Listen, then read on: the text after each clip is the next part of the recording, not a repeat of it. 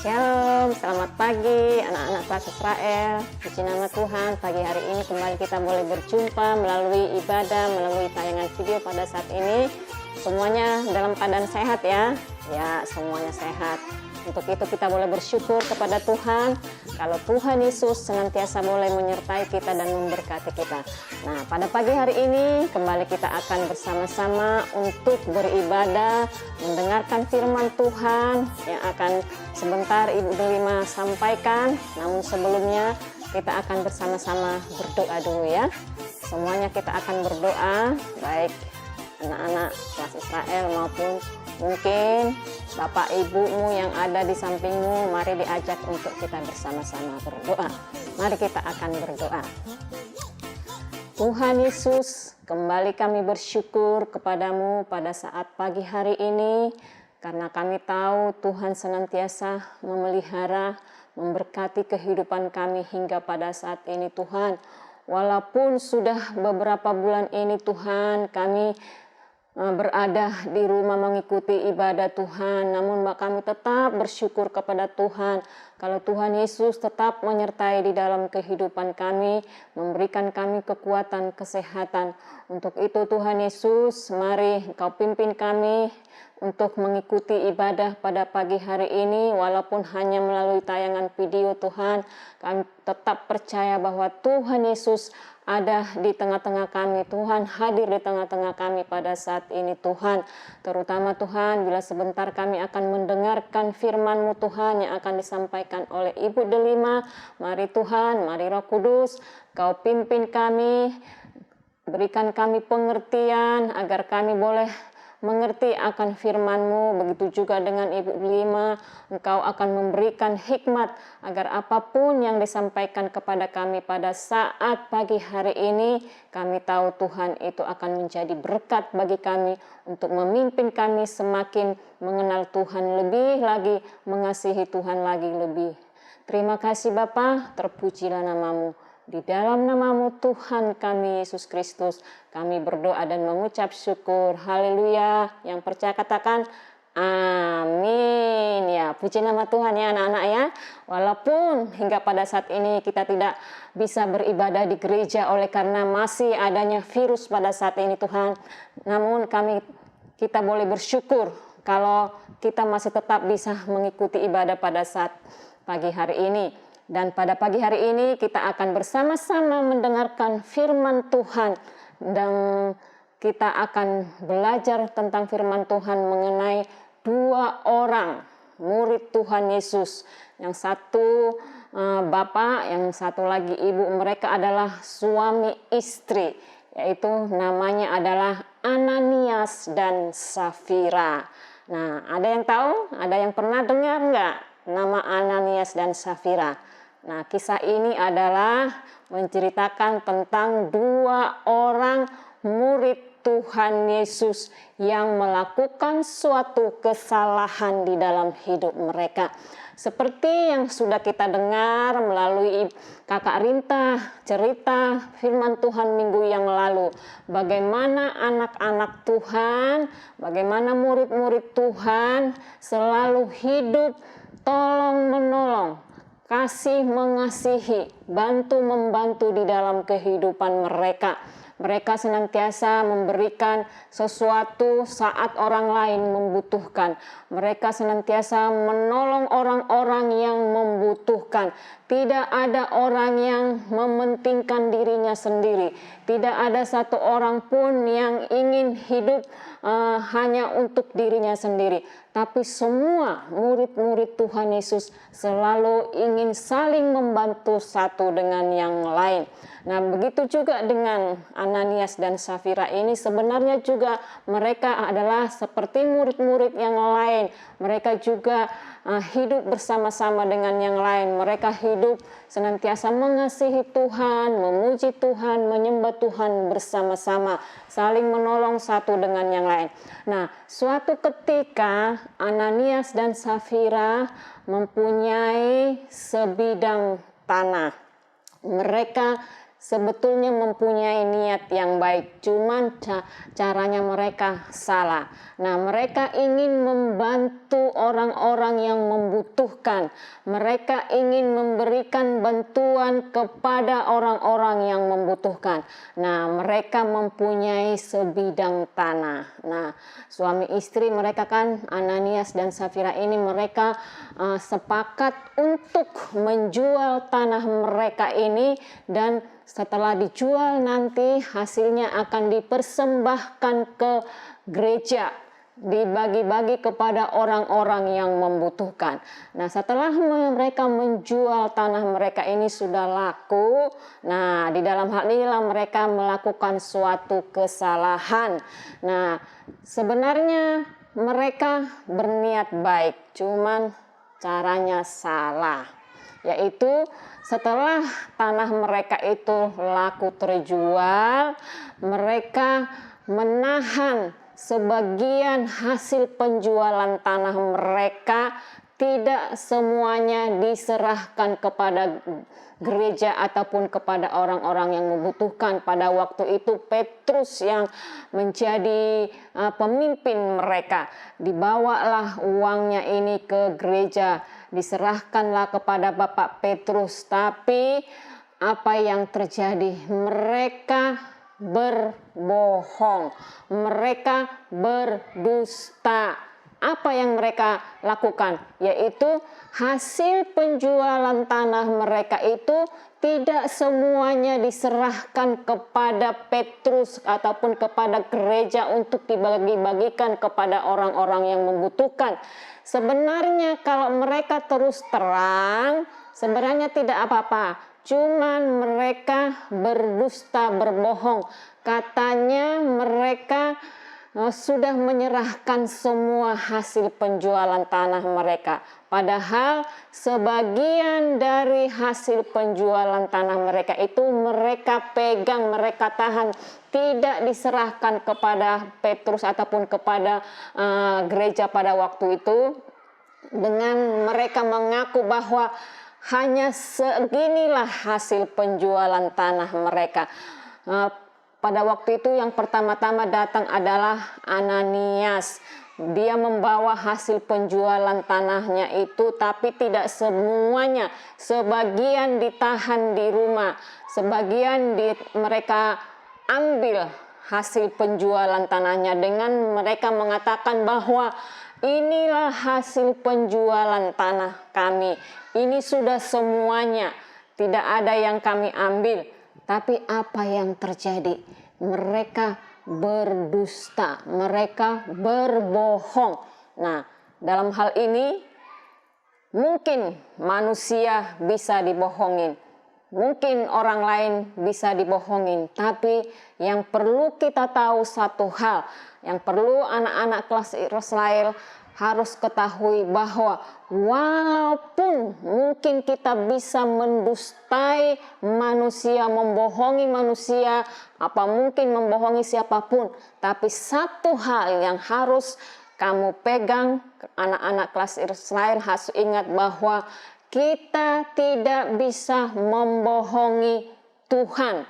Kita tidak bisa membohongi Roh Kudus. Kan pada hari Pentakosta yang lalu kan kita sudah percaya bahwa Roh Kudus sudah ada di dalam hati kita. Nah, di dalam hal ini Tuhan itu tidak bisa dibohongi. Tuhan itu tidak bisa didustai. Tuhan pasti tahu apa yang terjadi. Bahkan di dalam hati kita sekecil apapun, semuanya Tuhan tahu. Nah, di dalam hal ini kesalahan Ananias dan Safira adalah mereka berbohong, berdusta. Nah, di dalam hal ini Tuhan tahu dan Roh Kudus tahu. Dan pada saat itu juga melalui Roh Kudus, akhirnya Petrus juga tahu bahwa mereka berbohong. Dan setelah diserahkan hasil penjualan tanahnya itu, Petrus bertanya kepada Ananias, apakah betul hanya segini hasil penjualan tanahmu, Ananias? Dan sekali lagi Ananias berbohong mengatakan, iya, ini sudah semuanya hasil penjualan tanah kami, ini sudah saya serahkan semua. Dan seketika itu juga Bapak Ananias langsung tergeletak terjatuh dan pada saat itu dia mati. Nah, di dalam hal ini bukan karena Tuhan bertindak jahat atau bertindak tidak baik kepada Ananias, tapi ini adalah suatu kesalahan yang dilakukan oleh Ananias. Bagaimana dia sudah berdusta kepada Tuhan, padahal Tuhan tidak menyenangi orang-orang yang suka berdusta. Tuhan itu benci kepada kebohongan. Walaupun mungkin kita harus merasa susah ataupun merasa sakit, kita harus berkata jujur. Kita harus berkata sebenarnya. Kita tidak boleh berdusta. Seperti tadi kata Ibu Delima bahwa mungkin kita bisa mendustai orang lain, mungkin Bapak Ibu siapapun, kita suka berbohong, berkata tidak benar. Nah, setelah Ananias tadi terjatuh dan dia akhirnya mati. Nah, dia akhirnya dikuburkan. Tiba-tiba datanglah istrinya yang bernama Safira. Nah, setelah Safira datang ke gereja ataupun ke perkumpulan orang-orang yang berkumpul pada saat ini, nah dia tidak tahu apa yang terjadi. Dia tidak tahu bahwa suaminya sudah mati, sudah meninggal oleh karena dia berdusta kepada Tuhan, dia berdusta kepada Roh Kudus. Nah, terus Bapak Petrus bertanya lagi kepada Safira. Dia bertanya lagi dengan sungguh-sungguh, apakah benar-benar hasil penjualan tanah mereka hanya sebanyak yang sudah diserahkan pada saat itu, yang diserahkan oleh Ananias kepada Petrus pada saat ini? Dan sekali lagi Safira juga sepakat, mereka berdua bersama-sama berbohong kepada Tuhan, berbohong kepada jemaat pada saat itu. Dan dia mengatakan bahwa memang benar hasil penjualan tanah mereka hanya segitu dan semuanya sudah dibawa ke gereja, sudah diserahkan kepada jemaat. Nah, di dalam hal ini juga Safira juga melakukan suatu dusta, melakukan suatu kebohongan di hadapan Tuhan, di hadapan jemaat pada saat itu. Dan pada saat itu juga tiba-tiba juga Safira juga terjadi seperti yang menimpa suaminya, yaitu Ananias. Dia juga akhirnya jatuh dan akhirnya mati juga pada saat itu. Dan mereka juga akhirnya menguburkan Safira bersama-sama dengan suaminya. Nah, anak-anak kelas Israel, di dalam hal ini yang perlu kita harus ingat adalah sekali lagi bahwa walaupun mungkin kita bisa membohongi manusia, berdusta kepada manusia, tapi satu hal yang harus kamu ingat adalah bahwa kita tidak bisa mendustai Tuhan. Tuhan tahu semuanya, walaupun sekecil apa kebohongan kita, kebohongan siapapun yang melakukan kebohongan, Tuhan itu selalu pasti tahu. Makanya Tuhan mengajarkan kepada kita tidak boleh bohong itu dosa. Bohong itu dosa. Nah, jadi kita sebagai anak-anak Tuhan yang sudah percaya kepada Tuhan Yesus, yang sudah menerima Tuhan sebagai Tuhan dan Juru Selamat kita, dan kita sudah mengaku menjadi murid-Nya, kita tidak boleh berbohong. Karena berbohong itu adalah dosa. Dan upah dosa itu adalah maut. Seperti tadi Bapak Ananias dan Ibu Safira, oleh karena mereka berbohong kepada Tuhan, mereka berbohong kepada Roh Kudus, akhirnya apa yang terjadi? Mereka dua-duanya mati. Nah, kita juga tidak mau hal yang sama terjadi kepada kita. Kita tidak mau Tuhan menghukum kita, walaupun mungkin hukumannya enggak selalu harus hukuman kematian, tapi Yang jelas adalah bahwa berbohong itu berdosa. Nah, sebagai murid-murid Tuhan Yesus, kita juga harus mendengarkan apa kata Tuhan Yesus, bahwa kita tidak boleh berbohong. Karena berbohong itu apa? Ya, berbohong itu adalah dosa. Nah, pada saat pagi hari ini melalui kebenaran firman Tuhan yang sudah kita dengar pada saat ini, mari kita mau belajar tetap sungguh-sungguh kepada Tuhan untuk menaati firman Tuhan. Salah satunya itu adalah kita tidak boleh berbohong. Kita harus mengatakan yang benar. Kita harus jujur kepada siapapun. Walaupun itu kepada anak kecil sekalipun, mungkin merasa karena mungkin temanmu masih anak kecil, temanmu belum tahu apa-apa, kamu harus tetap mengatakan kebenaran. Kamu harus tetap mengatakan kejujuran. Karena Tuhan Yesus itu tidak senang dengan kebohongan.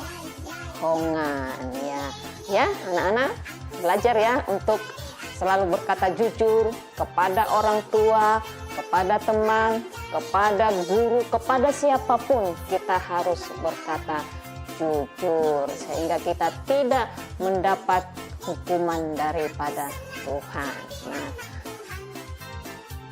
anak-anak, demikian ya cerita firman Tuhan pada saat pagi hari ini yang bisa kita dengar, dan seperti biasa kita akan membaca ayat hafalan.